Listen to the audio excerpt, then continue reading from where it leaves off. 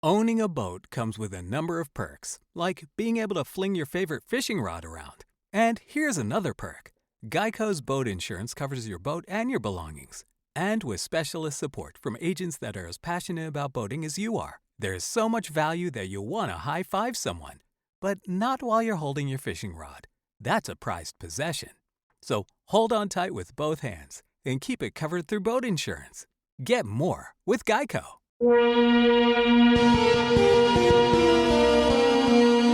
This is Wheelbearings. I'm Dan Roth. And I'm Sam Abu Samad. So it's been a little while, but we're back, and we're going to talk about some cars. Why is it we keep starting the show with that? Well, I mean, we're busy people. We do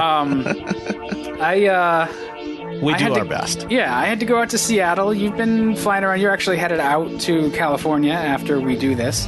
Yep. So, you know, we're busy people. We're the titans of the automotive journalism industry. Enough with the excuses. Nah, anyway, let's move on to what we're driving. So, what have you been in lately? Okay, so I spent a week with the 2018 Mazda 6 Signature, which is the top-end version of the refreshed Mazda 6, which is an excellent car. How's that new turbo engine? I like it a lot. Yeah? It's not quite as strong as some of the competitors. Most of the 2-liter turbo is rapidly becoming the standard premium engine option in, midsize family sedans. And most of the time they run about the 225 or 250 to 260 horsepower range in these vehicles. So, in cars like the Fusion and the Honda Accord Touring, the 2.0 turbos, they're generally in that 250 horsepower range. This one is a little bit shy of that. It's about 227 in 227 horsepower and about 250 foot-pounds of torque. Oh, see, the torque's not bad though. That's healthy. Yeah. The thing is, the Mazda 6, the Mazda is on the lighter end of the weight range for most of the cars in this class as well. Mazda's done a good job with weight savings. So, you really can't complain much about this thing. It's really good. I actually had a chance back in the spring at the Mama Spring Rally at Road America. I actually had a chance to take a lap in the Mazda 6 Turbo, and was really impressed with it. I mean, I've always been impressed with the 6. All of the modern generation of Mazdas have excellent driving dynamics, and this one is absolutely no exception. The only thing I can really complain about with this car is that you can't get the turbo engine with a manual transmission. Yeah, well, that's my sort of like the biggest sticking point for me is they used to have the manual available on, I think you could get it all the way up to the Touring trim or Grand Touring or something like Grand Touring. Yeah, the mid-level trim. Whatever. Right. Yeah, now the you can only get it in the base trim. Right. And that's with the 2-liter 4-cylinder that is about 184 horsepower. So, if you want the more powerful engine, you're going to have to go with an automatic. And, we're at the point now where only, I think the Honda Accord is the last midsize sedan that has a manual transmission available with the more powerful engine. You can get the 2-liter turbo with the 6-speed manual in the Sport. The Sport 2.0 T trim. So you can get the Accord Sport with either the base 1.5 liter turbo or the 2-liter. But see, both of them are available with a manual. I don't know. Like for me, I don't even care about the fancy engine. I just like all the equipment that the higher trim levels come from. I might like leather seats. But if you can't get the manual, you can't get that on the base model, yeah. Right, and I don't know, especially for a brand like Mazda where they've made their bones with motorsports heritage, and Zoom Zoom was their raison d'etre for quite a while. It's since I think it's what Driving Matters now is their tagline. Come on, guys, put the stick in it. Well, as much as I totally agree with you, you also have to look, it's a business, and, Mazda has only a fraction of the sales volume that, Honda and Toyota, and even Ford, have, in this segment. And there's just not enough demand for a premium trim manual transmission car to justify the development costs, they have to try to keep the number of buildable combinations manageable. And so that means that you end up having to sacrifice this stuff. And sorry, I misspoke when I said the torque. The torque is actually 310 foot-pounds. So that's the 2.5. This thing's clearly biased towards torque. Yeah. Right. That's not a 2-liter. That's a 2.5 liter. Right. No, it's a 2-liter. Let's see, let me double check that. No, sorry, it is a 2.5. Yes, it's a 2.5. And the 227 horsepower number I specified is if you're running on regular gas. If you put premium fuel in it, you will get 250 horsepower. Well, I mean, that's a little...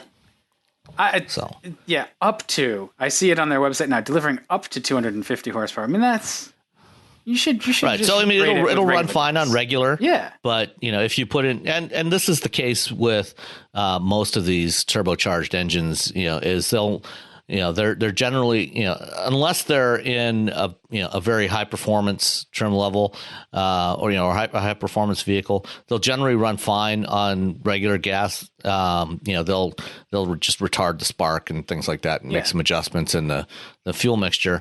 But you won't get the full power output, and then they'll run maybe a little more boost, a little more advanced spark, and get you a little more power if you put in the good stuff. Yeah. So, engine aside, the signature trim is it's pretty nice. And the thing about the Mazda 6, and the thing about I guess all Mazdas lately, is they sort of seem to have picked up the kind of I don't want to say image, but just sort of the kind of personality that older BMWs used to have, the E36 and E46, where they're a straightforward car. The inside, the ergonomics are very clean.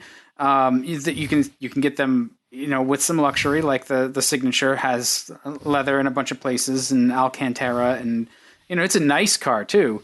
But it just it's gorgeous from the outside. I mean, the design of this thing is just fabulous. They seem to do that thing that, car enthusiasts like in a sports sedan, because I consider the 6 a sports sedan, or at least a sporty sedan. So does it live up to that? Yeah, absolutely. I mean, the driving dynamics are fantastic.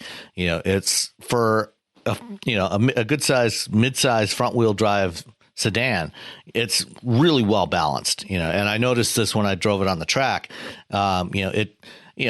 Like any, car of this type, it will ultimately understeer, but, up to 9.5 tenths, it's really well balanced. And one of the things that they've incorporated in here this year for, as they refreshed it, was their G vectoring system, which is effectively kind of an automatic trail braking system. So what it does is, as the sensors detect that you're turning into a corner, it will automatically back off. It can automatically back off on the torque a little bit. If it detects that you're starting to understeer, it can reduce the engine torque a little bit, just enough to give you a little bit of weight transfer onto the front wheels to help the front tires bite down a little bit better. So basically, what a good driver would do, if you don't do it yourself, trailing off the brakes a little bit as you enter the corner and head towards the apex, it'll do that for you, so that you get a little more balanced cornering attitude. And then, as you accelerate out, it gives you back your full power again. So, it does that really. I mean, it's very imperceptible, but you can feel how neutrally balanced it is when you drive it hard through corners. So it works really well. And, it's a roomy car. As you said, Mazda in the last few years, has started to shift towards a little bit more of a, trying to create a little more premium perception around the brand. And, when you sit in the 6, especially the Signature or the Grand Touring Reserve trims, actually any of the trims, it's got a very clean design. It's not cluttered with a lot of excess stuff. It's very well laid out. Mazda was one of the earlier mainstream brands to put the screen up on top of the dash, standing up, so it's up near your line of sight. But Mazda is unique in the, among mainstream brands in being the only one that uses a central rotary controller, similar to a BMW iDrive type of system rather than a touchscreen layout. So, their default UI for their infotainment system is okay. It's fine. It works reasonably well. But you control it through a rotary knob, which I like. I much prefer that to having a touchscreen. I can get around that a lot quicker than I can with a touchscreen without with spending paying less attention to the screen. Because I don't have to reach out and touch, hit the touch targets manually. So this is absolutely one of my favorite midsize sedans to drive, and just in general, one of my favorite cars to drive. Well, I mean, mine as well. I mean, it's a lovely car. Especially, I haven't had a signature trim. I mean, it looks like it's quite luxurious in terms of just how it's been upgraded. I liked even the Grand Touring or the Touring trim, or even lower than that. Yeah, they're all great. Yeah, it's a good car, and I'm assuming Mazda's struggling a little bit in the market just because sedans are struggling anyway, and they're a much smaller automaker anyway. So, I mean, I hope it doesn't go away. Is I guess what I'm getting at. We need more cars. You mean the brand or the car? The car. We need more cars like this. I mean, because the 6 is also. Like if they offer the CX-9, which is also really good, and the CX-5, which has been redesigned to be a lot like the 6, just as a crossover. But I think there's something about the sports sedan or a sedan that an enthusiast can love, and that comes with some of that refined luxury that isn't the exclusive domain of the Germans yet. Mazda hasn't ceded that over to the German brands quite yet. You can get that same kind of thing in a car that comes from a different place, so it doesn't do some of the Germanic stuff, which is nice. I think it's a lot more friendly to operate than a 3 Series at this point. And the 3 Series isn't bad, and it's actually just been redone, so I can't wait to try that out. But well, and based on what we've heard from Casey on more than one occasion, the Mazda is likely to also be a lot more reliable. Yeah, that's true. So because we focus on tech a bit, how was all that stuff to operate? I mean, you talked about the control knob and stuff, and I found their UI is pretty good. There are some times where you wish it actually had both a touchscreen and the knob, depending on what you're trying to do, because the knob can sometimes get on a multi-step process. It can be a little cumbersome, but each different input scheme is only going to be ideal for so much, So yeah, well, one of the additions this year for as part of the refresh for 2018 is they added Apple CarPlay and Android Auto support for the first time. So the 6 is the first Mazda to get support for smartphone projection in the vehicle. So now, when you have your phone plugged in, you can, especially if you're with Android, the Google voice control works really well.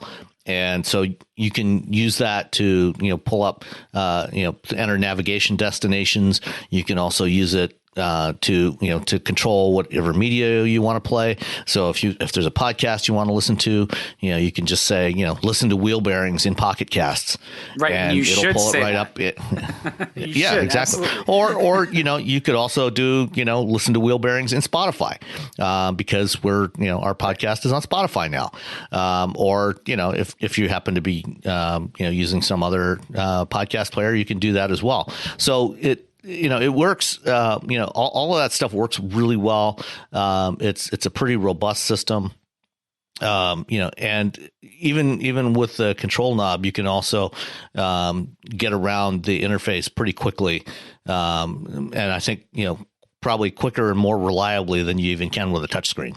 Yeah, and honestly, for the price too, it's a lot of car for the money. It's I think the Signature starts at just under 35.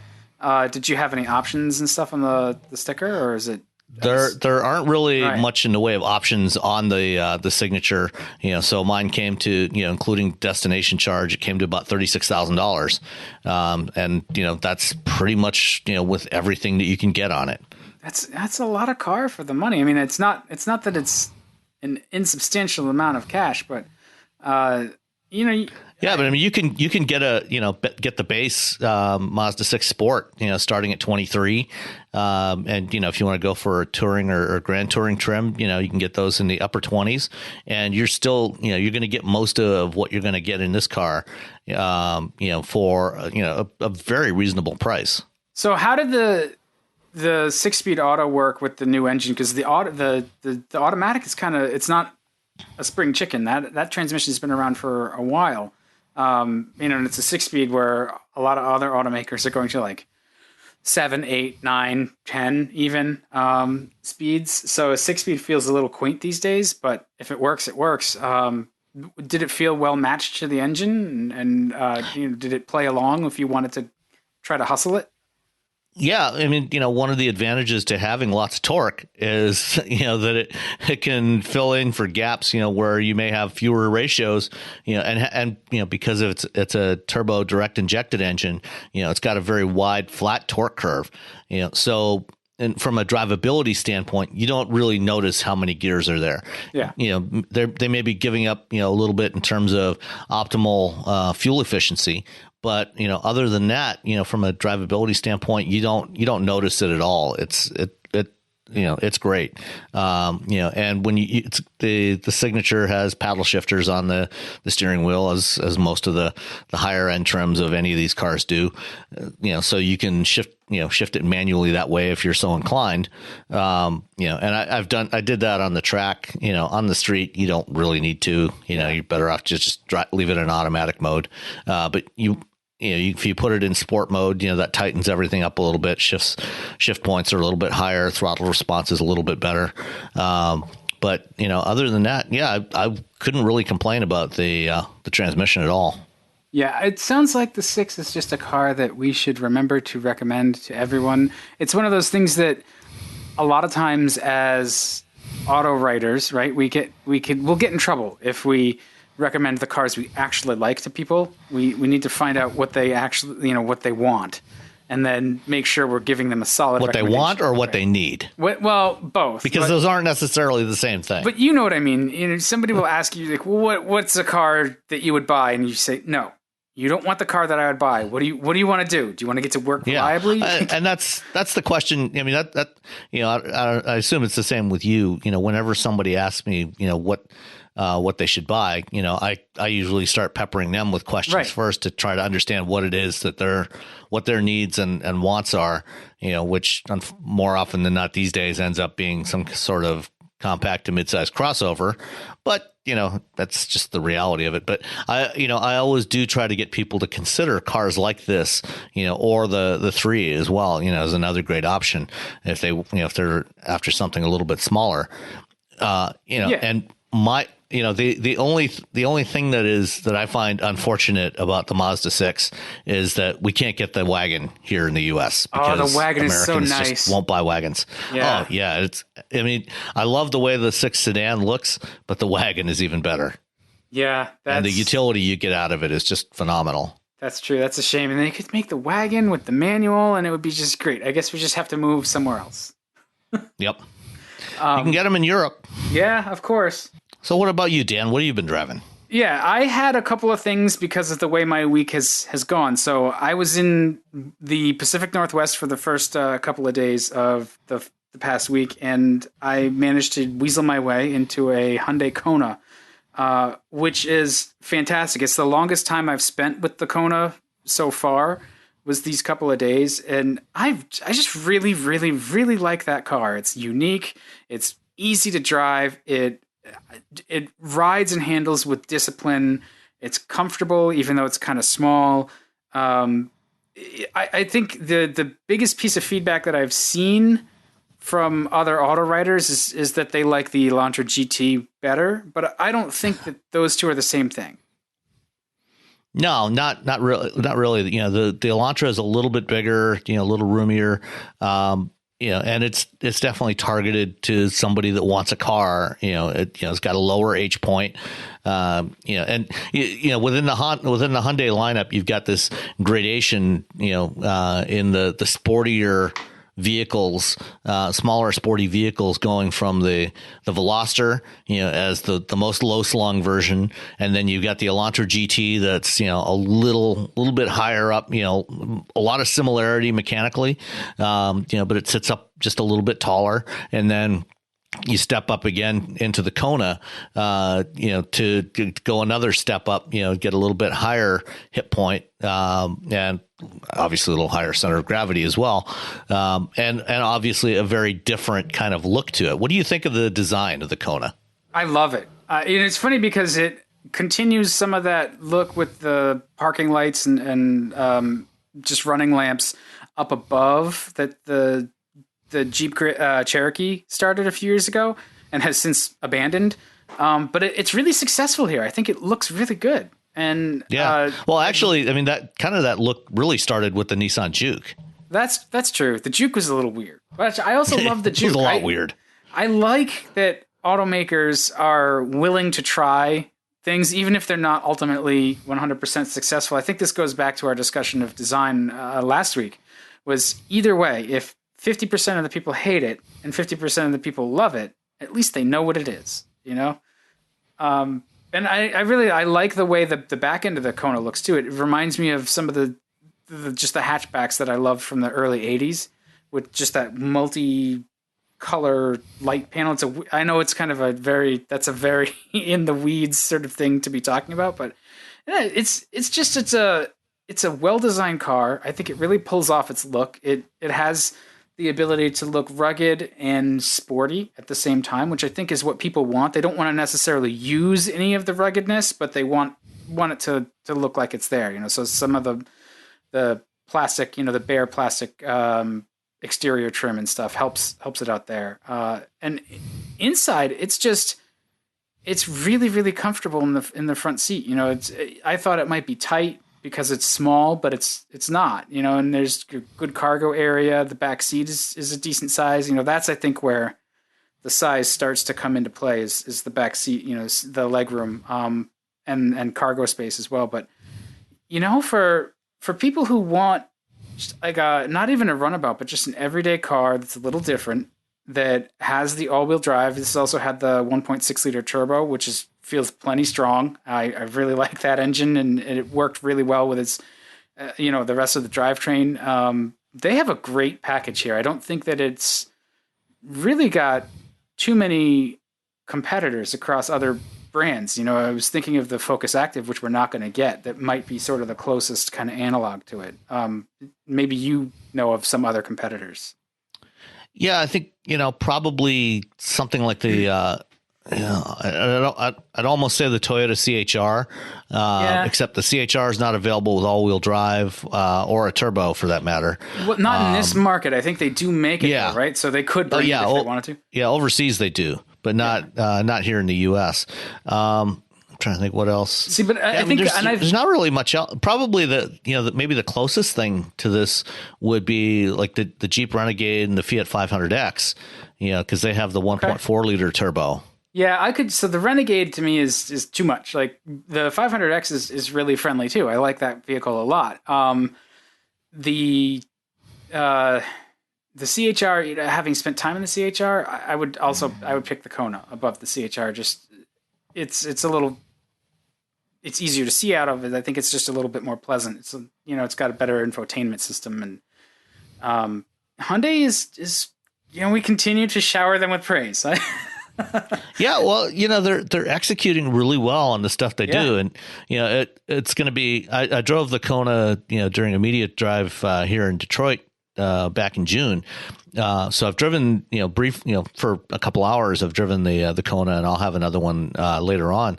But I'm actually, when I head out to California tomorrow, I'll be driving the new Kona EV, which, Hyundai's already got an EV in their lineup with the Ioniq, but that one's only got 124 miles of range. The Kona is going to have a bigger 64 kilowatt hour battery, so more than double the size of the one in the Ioniq, and it's already got its EPA rating at 258 miles of combined range. That's awesome. Yeah, so it's going to be interesting to drive that one and see how it compares to the turbo, because they're entering, now they're the Ioniq hasn't been a huge seller for Hyundai, in part because I think when they started the planning on that, they were looking at something that was going to be really more of a direct competitor to the Prius, but between the time they launched that program and the time it got to production, the market really shifted very rapidly towards crossovers and away from cars. And so now bringing the Ioniq EV to market, they're going to hit one of the hottest segments in the industry, with these small crossovers with a long range EV, and we don't know what the pricing is going to be yet, but it's going to it'll give customers a lot of interesting options with this car, so they can go with a lower cost, more basic one with the I think it's with the 2-liter naturally aspirated engine. You can get the 1.6 liter turbo or an electric version of this thing.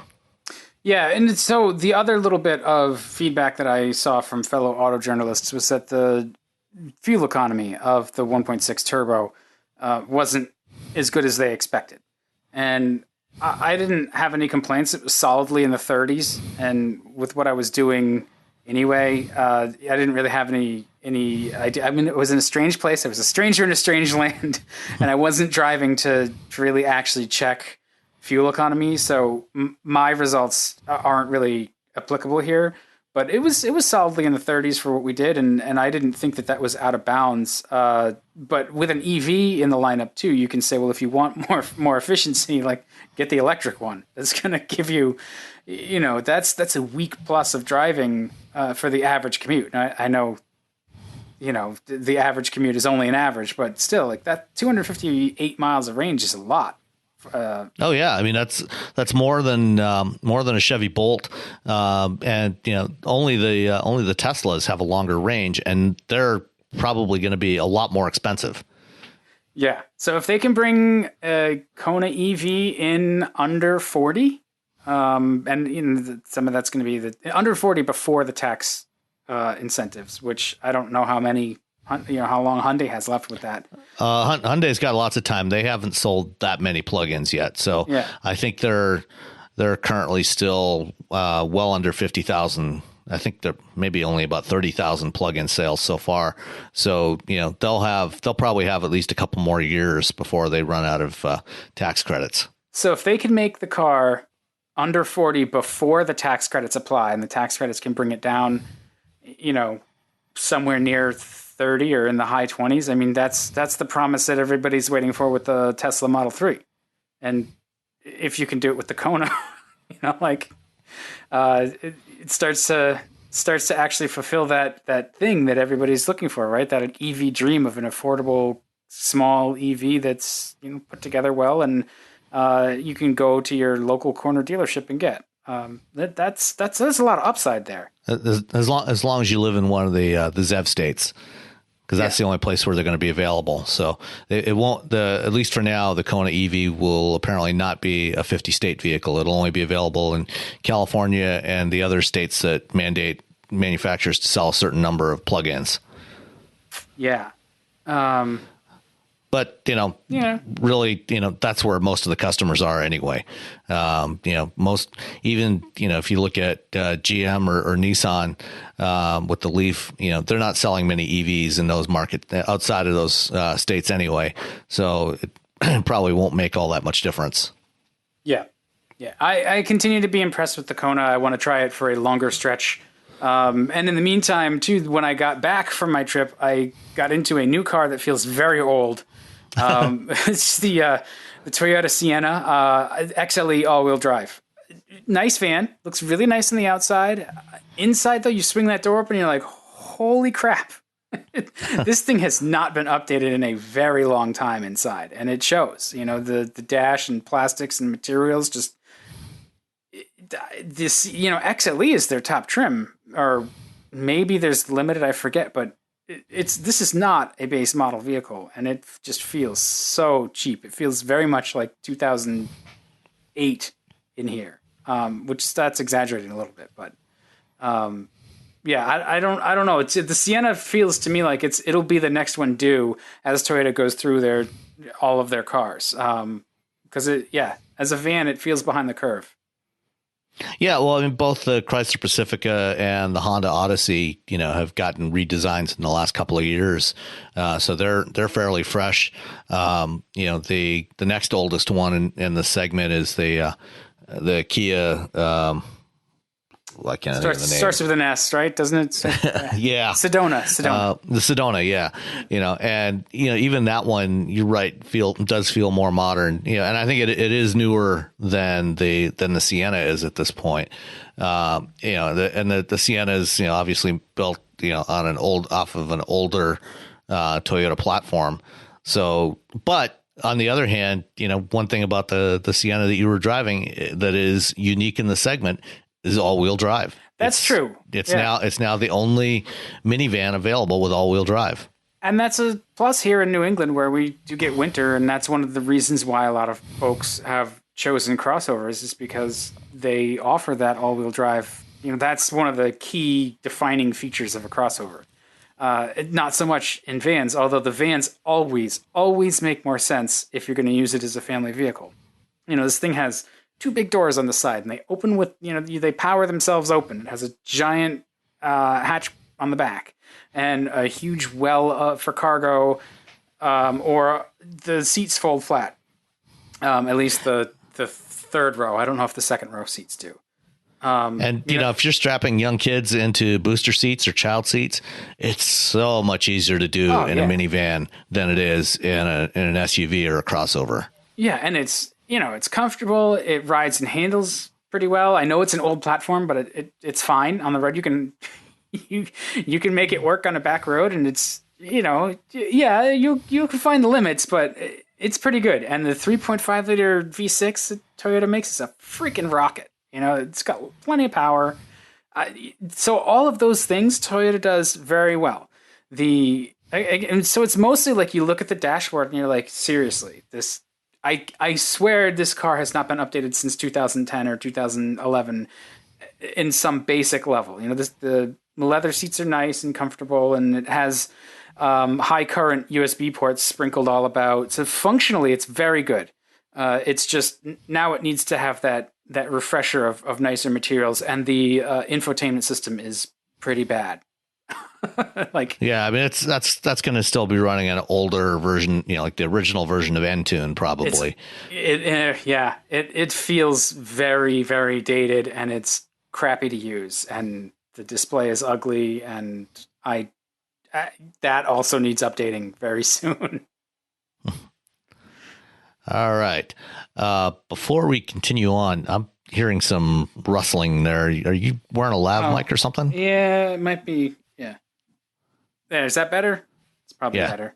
Okay. I mean, I'm assuming it's probably, well, I don't know. I mean, if you're recording that might be a problem. No, I'm not recording. But okay. Yeah. So it's probably not a problem, but I just wanted to make sure you were aware of it. That's fine. Okay.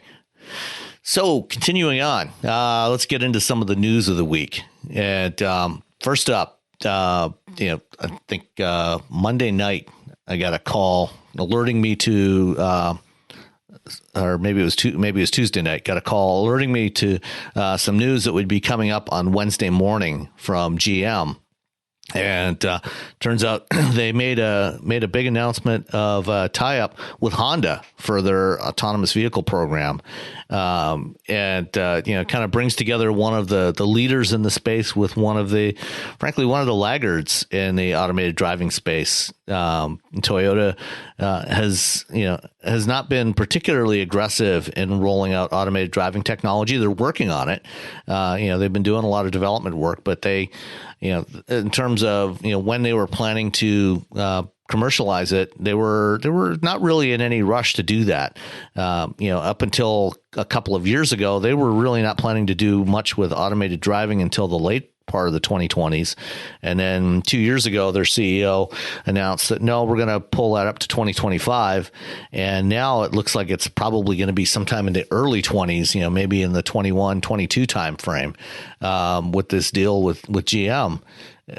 What they're doing is they're joining SoftBank in making an equity investment in GM Cruise LLC, which is the subsidiary that GM established, that holds, that owns Cruise Automation, and now with SoftBank having bought up to a 20% stake a couple of months ago, Honda is taking a 5% stake for $750 million. And they're going to be working with GM to develop some purpose-built automated vehicles. So what does Honda get out of this deal, though? It's not really like they're buying into GM proper. No. So what, they get access to the automated driving technology that Cruise and GM have been developing, which, basically, gets them, up to the front of the pack, or pretty much close to the front of the pack in terms of the technology. I'd still say that Waymo is probably overall got the most mature automated driving technology at this point, but GM and Cruise are not far behind. They're right there as well. They've got a very robust system that's based on a strong hardware platform and some good software from the Cruise team. And to start, when GM still says they're planning to launch their commercial automated ride-hailing service in San Francisco next year, and that's going to be using an automated version of the Bolt.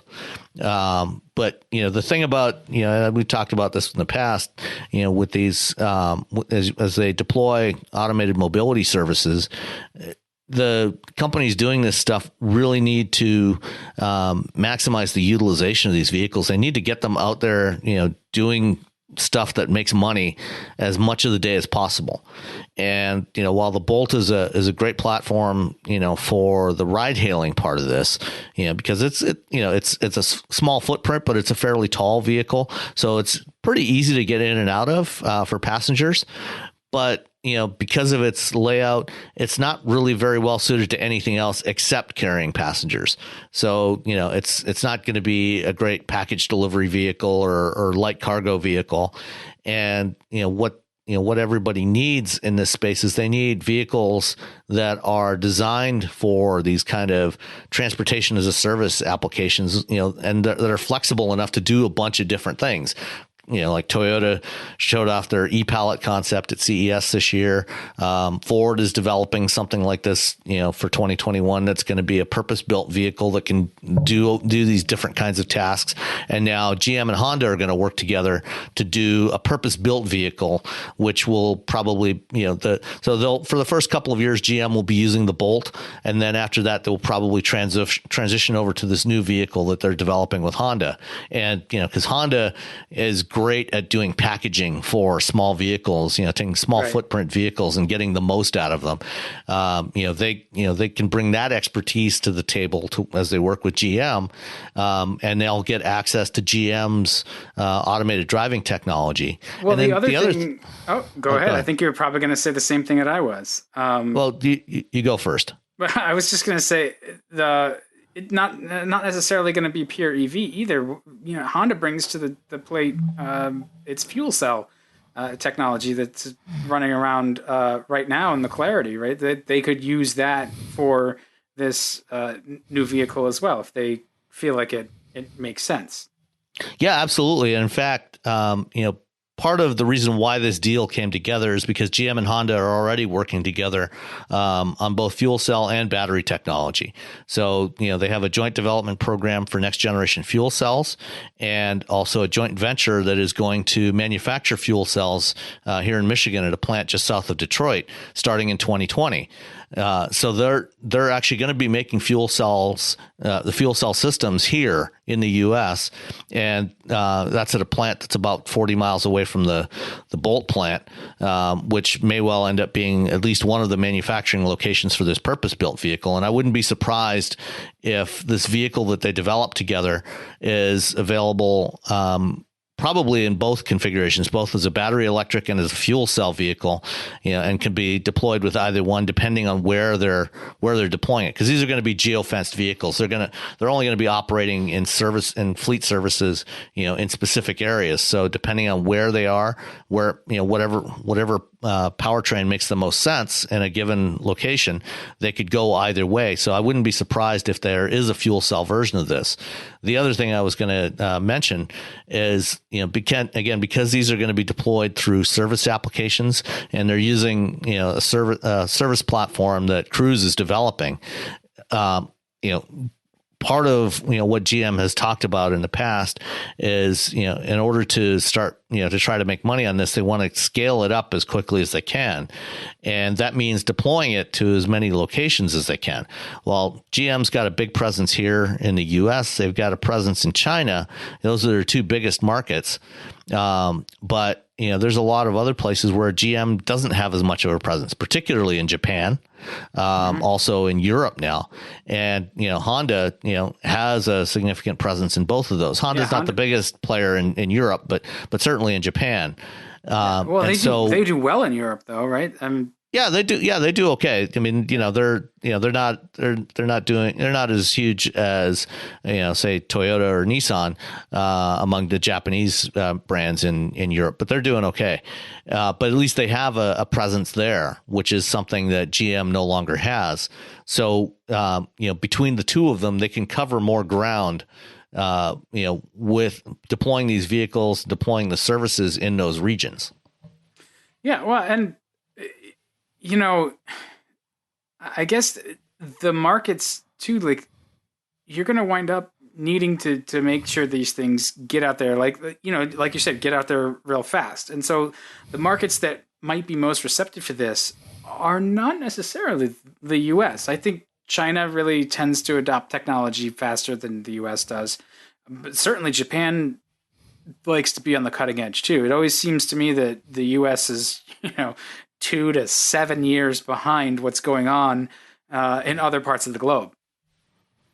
Yeah, I mean, we'll have some of the first deployments here in the U.S. just because most of the technology is being developed here.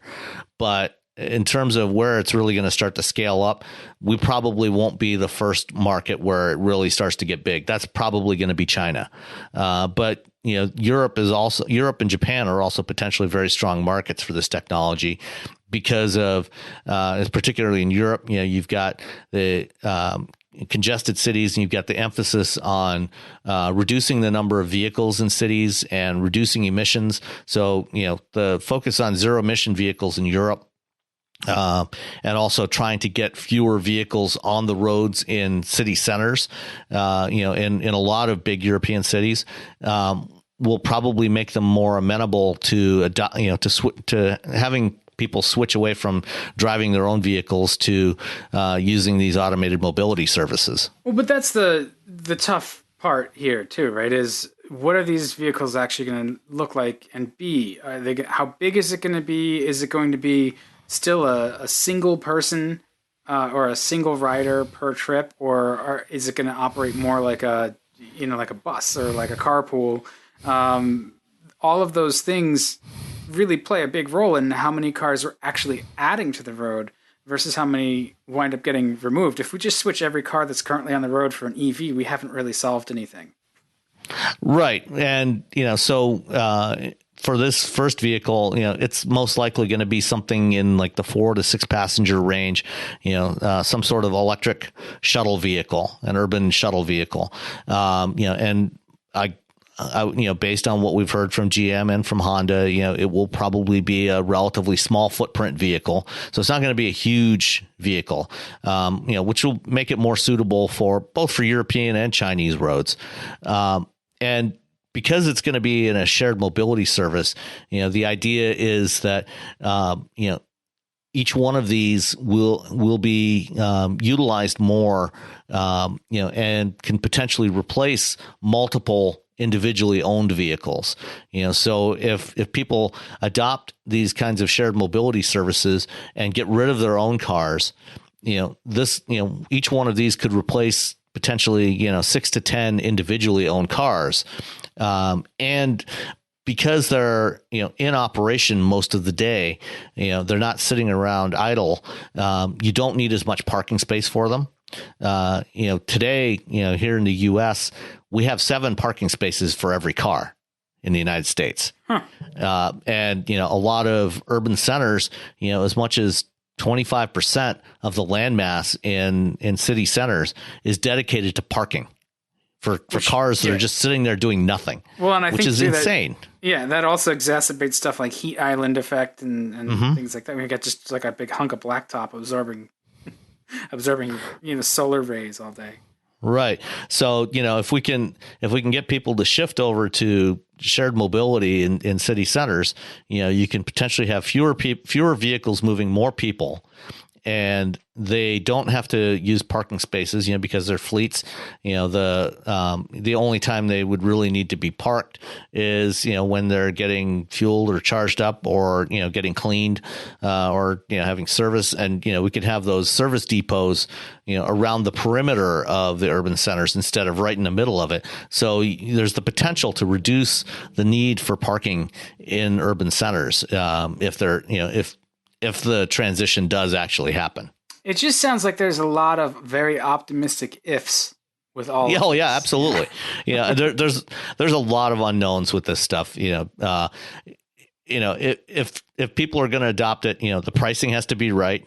But that's something that could be a significant advantage for these vehicles, because when you look at the cost of ownership of a vehicle in an urban area, if you look at New York, for example, it can cost you $1,000 a month or more just to park your car if you own a car in Manhattan. Yeah. And that's before you make a car payment or put a drop of gas or pay for insurance.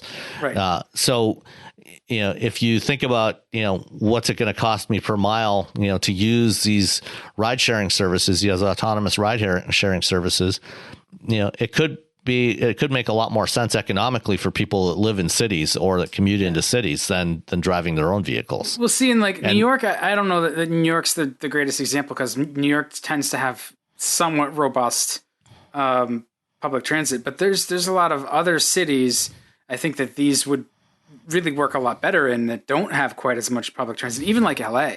Like LA is a lot bigger. Yeah, well, LA and San Francisco and Phoenix are prime candidates, and Miami is another one. Yeah. A lot of the big southern cities are going to be the prime candidates here in the U.S. For early adoption of this stuff. But then also in Europe and in China as well.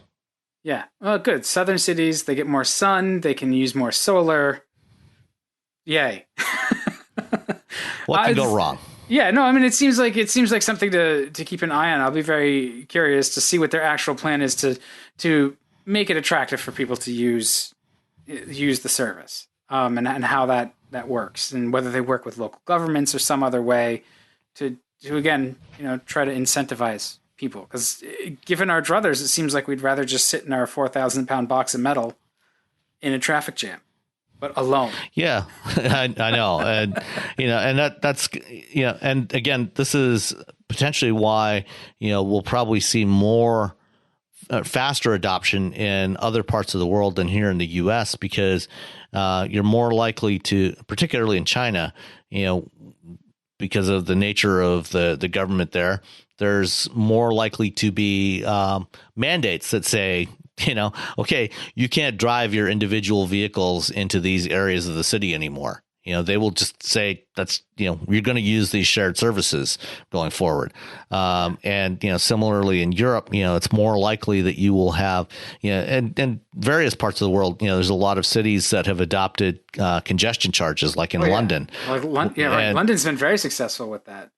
Right. So, instead of paying £25 a day to drive into the center of London, what that could transition to in 5 or 10 years is they'll just say, okay, you leave if you're driving into London from outside, you park your car at this perimeter and you take one of these automated shared vehicles to get you to your final destination, or to feed you into the mass transit system, into the tube or the buses, for first mile, last mile services. So, that's more likely outside of the U.S. than it is here. Here you're probably not, at least in the near term, you're probably not going to see local governments making those kinds of mandates on the way people commute. For now.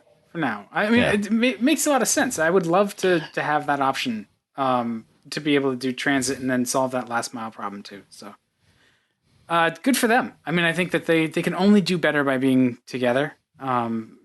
Without every automaker doing their own thing, we'll get closer to that. Yeah. Well, and that's the other part of this is that, developing these automated systems is enormously expensive and takes a lot of resources. I think we're going to see more of these kinds of partnerships going forward where, instead of every company developing their own system, we're going to see these collaborations. We had Toyota and Uber make an announcement a couple of weeks ago. We've got companies like BMW and Intel and FCA working together. So there's going to be more and more of these partnerships as the companies that are struggling with the technology or just don't have the resources to do it will partner up with the companies that are having some success with it. Because ultimately they want to stay in business. That's the hope, right? All right. What else have we got topic wise? I see a couple of things. What do we want to jump to next?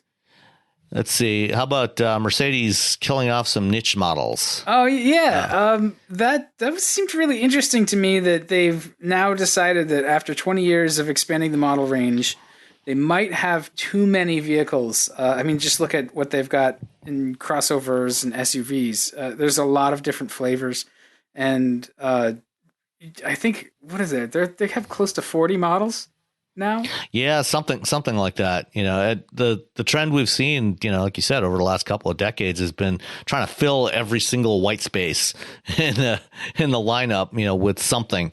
And it started with, so BMW in particular has been, very aggressive with this.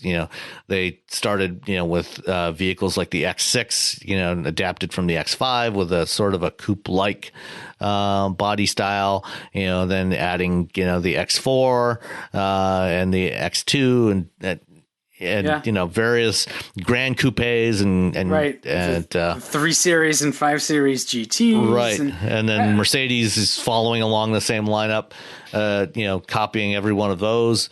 Audi's doing similar things, and as the market is shifting, and especially as everybody's starting to roll out electric vehicles, they're finding that they're ending up with even more models. Right. And that's a problem. Well, so it was a dedicated strategy to fill every possible niche back even 10 years ago, and when BMW and Mercedes really got going with this. And I'm not sure how successful it's been. There had to be, I forget exactly what the reasoning behind it was, because what they've really done is they've leveraged their expertise with platforms and making different models, but with the same stuff. And they've managed to become pretty good at that, I hope, and efficient at it. And now there's just there's so much choice. It's almost like, I just remember a time when there was 2 Mercedes models. You get the E-Class or the S-Class. That was and there was also the SL. Right. Okay. Sure. Now we've just, so 3 models. We've gone from that to 30 something. Now, in the 80s, they added the C class. And then in the 90s, they added the A and the B class. They kept going smaller and smaller. They've got, the Maybachs on the top end of the lineup. You've got all the SUVs. You've got traditional, two wagon style SUVs and coupe style SUVs, at every size. It's just crazy. And when you add the what they're having to spend on developing automated driving and electrification and services and everything else, at some point, you've just got to start saying, okay, we've got to get rid of some of these models that just the volumes just don't justify their existence. Well, that, and I think that Mercedes is a lot like, certainly it's a lot like BMW in that sense too. They're known for particular things. That the E-Class wagon is a particular kind of car that it's an icon, and it does what it does in a way that no other car does. And so maybe they retreat to their core, the cars that they're famous for, right? Although I think that the SL might be one of the ones that gets trimmed if we're talking about stuff that just sells really slowly. It's an expensive car. It's a convertible. I can't imagine that it sells that much, but it's also kind of a flagship. So it's kind of the same as what we're seeing Ford do, right? Like they can't be afraid to just cut the losses before they wind up really taking the company down. I think that things are precarious enough that if you don't get out in front of it, if you don't make those proactive changes, you wind up with this just drag on your organization that you can't get away from if the economy turns down or something. So I think that everybody's a little skittish, and this might be Mercedes just trying to make sure they don't make a wrong choice. Yeah, absolutely. And that now's the time to do it before it's too late. So, I think as and several of these niche models are already, approaching the end of their current life cycle. And, instead of, redesigning a new one, if you're going to cut it now. Well, yeah, I mean, it's not just the fact that you've got a new model that may or may not sell better than the last model. It's all of the cost that goes into developing it, right? So you save that cost and you put it elsewhere. Right. And especially, since in the markets that are growing, like particularly China, those models don't sell particularly well there anyway. There's not a whole lot of interest in convertibles over there. So, if you're not going to get some growth, enough growth to even maintain the sales level you had, then it doesn't make sense to keep going. Yeah.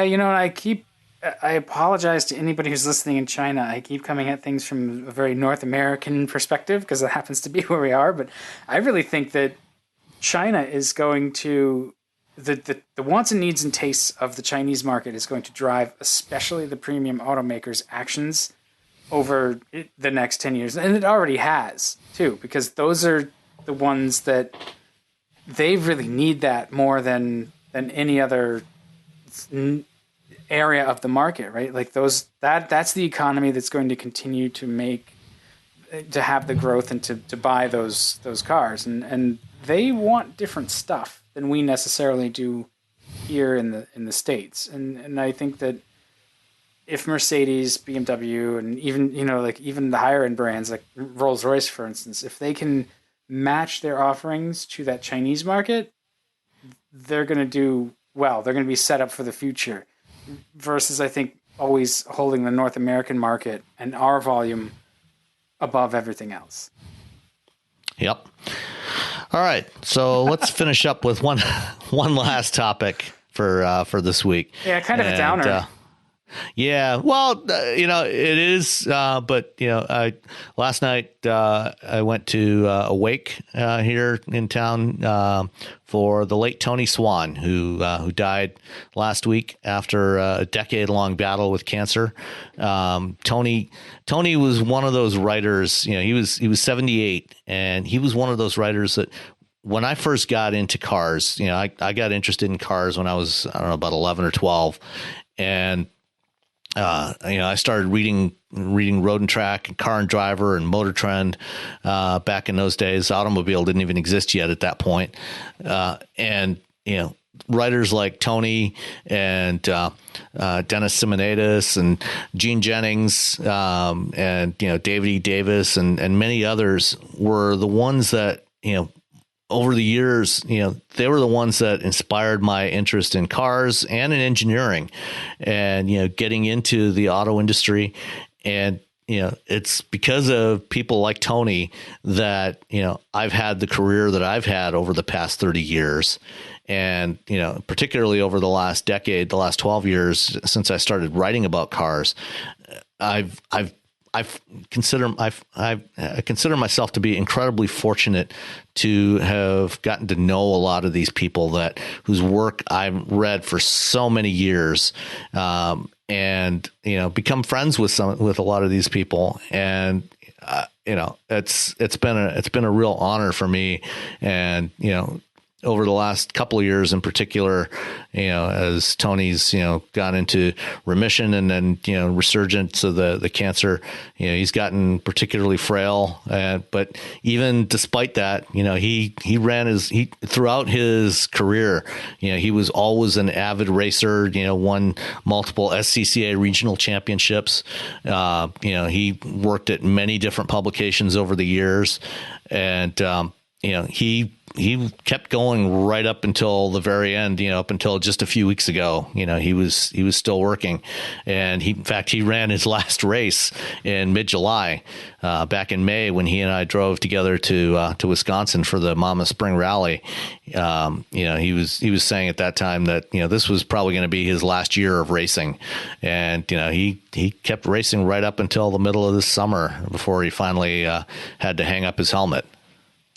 Yeah, I can't remember a time when I didn't see his byline somewhere, and I'm sure that throughout his career, his byline existed for the entire time I've been alive.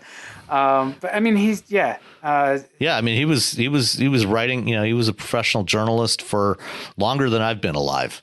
And I'm 52, so it was. His wife Mary hosted a wake at their house last night, and it was a lot of people showed up and reminisced. It was a good time, talking about their memories of Tony, and Mary put out all kinds of photographs and his some of the stuff that he's collected over the years all around the house, and the messages that came in from everybody that knew Tony over the last few weeks, and it was a great way to say goodbye to Tony.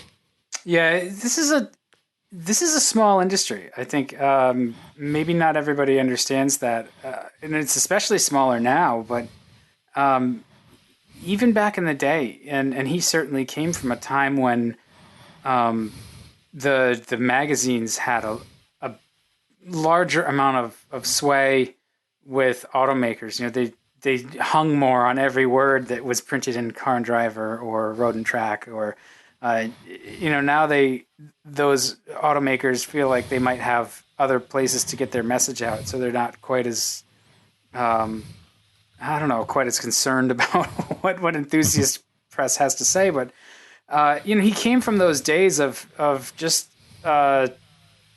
this important institution, and I think that those days and those guys are why I wanted to get into to automotive journalism, and being on the other side of it, working in it. It's a really small group of people, and we all at least know of each other, if not know each other directly. And when something like this happens, you wind up seeing people from rival publications or whatever. It's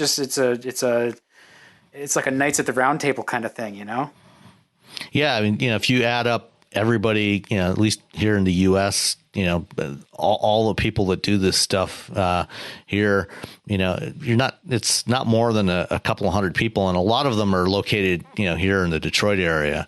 And, we end up going to a lot of the same places, traveling around together, driving the same cars, and, going to the same events, and we see each other on a pretty regular basis. And it's a surprisingly close knit community of people, and it's a really great group of people that I've considered myself very fortunate to have become friends with many of these people over the last 12 years. And as I said, to have grown up reading the work of a lot of these people, and it inspired me to do what I've done over my adult lifespan.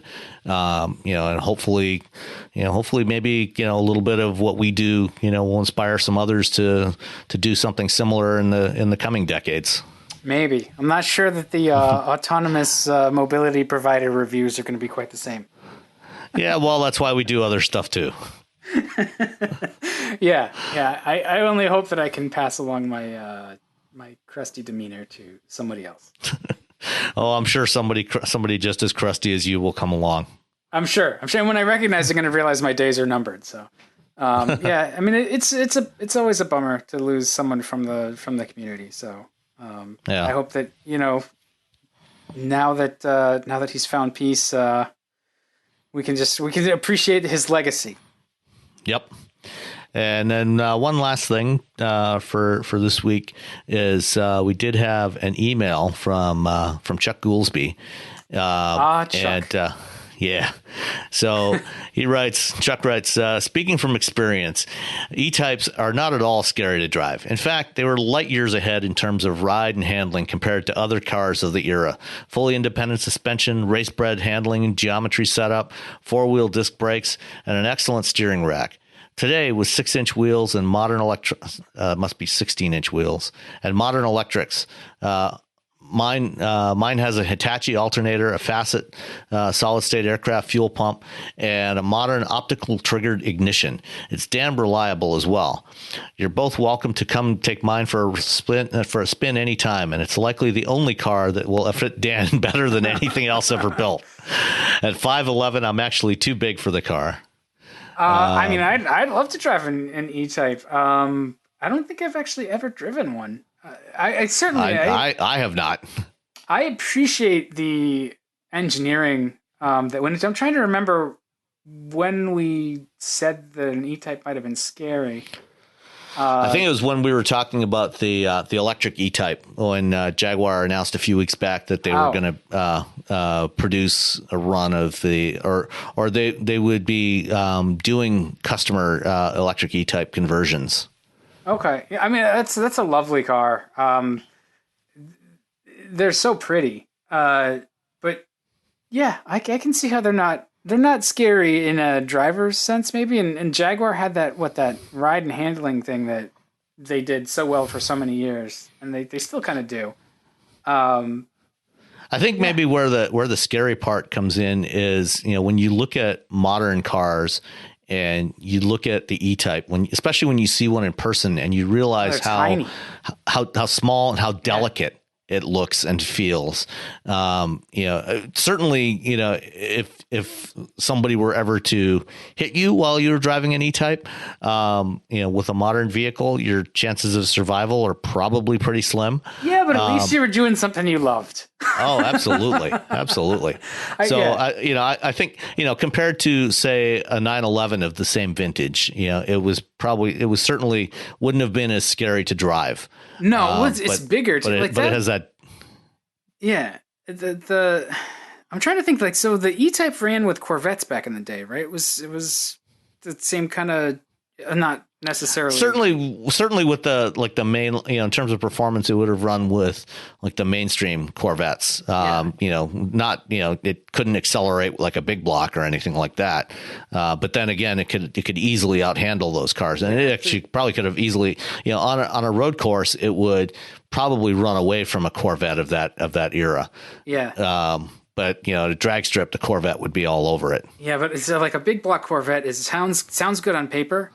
But holy crap, you want to talk about a car that's scary? Well, with all that. any car with a big block V8 in it, is much better idea on paper than in reality. Yeah.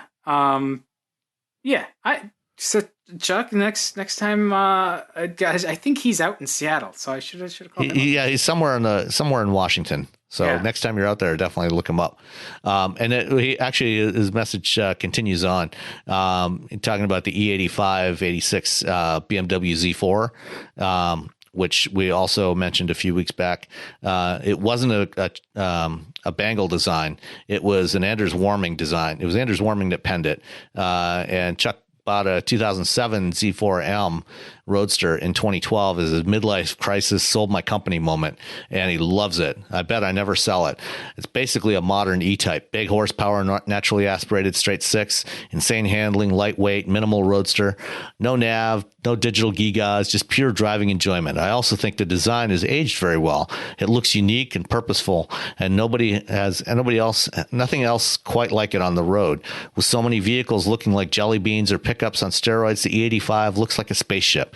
The M version is truly the last great analog BMW, especially as they've finally ironed out the issues with the S54 engine, which was the last of the big naturally aspirated inline sixes that BMW did. Wonderful car. You're also welcome to come drive it too. And actually, one of my neighbors around the corner has not an M, but has a first generation Z4, and Chuck's right. The design has aged well. I think a lot of people didn't really like it when it was new, but it's held up very well, and it looks better to my eye now than it did 15 years ago when it first came out. Yeah, I think there's a lot of BMWs from that era that do that same thing. That sort of slow burn of, we didn't like it, but now that we're used to it and it's gone, we like it much better. Which, like, that's. I still don't like the original Bangle 7 Series, but a lot of the other cars that followed it were much better. Yeah, and I guess I just defaulted to citing Bangle because I remember talking about Chris Bangle because he was the design director, so everything sort of had to. Yeah, he was in charge. He had to sign off on everything before it went through. But yeah, I mean, I love the coupe version of that too. I think that's just such a great classic coupe, which he was talking about the E86. Just the proportions of it are just phenomenal. So yeah, well, Chuck, if you ever come to New England, you can drive a Crown Vic. And likewise for you, Sam. If you want to drive a Crown Vic, you know where to find it. It's all right. I've been there, done that. Yeah. All right. Well, I think that's a podcast. So until next time, you can find us. We are on social media at Wheelbearings Cast on Twitter with no vowels except for the A in cast. We have a Facebook page, which is Wheelbearing Media. And we have an email, which is wheelbearingspodcast@gmail.com, I believe. It's just Wheelbearings Cast. No pod. Wheelbearings Cast. See, I screwed that up. And I'm at Boston Auto, and you are at Sam Abul Samid. So I think that covers all the bases. Let us know what we're doing right, what we're doing wrong, and we'll see everyone next week. All right. Talk to you soon.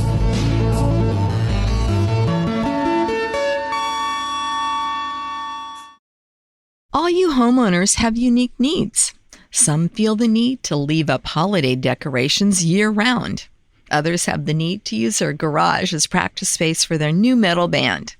And because each homeowner has unique needs, Geico helps you get the right coverage for your home and what's in it. That way, you get exactly what's right for you, even if your needs are unique. Get more with Geico.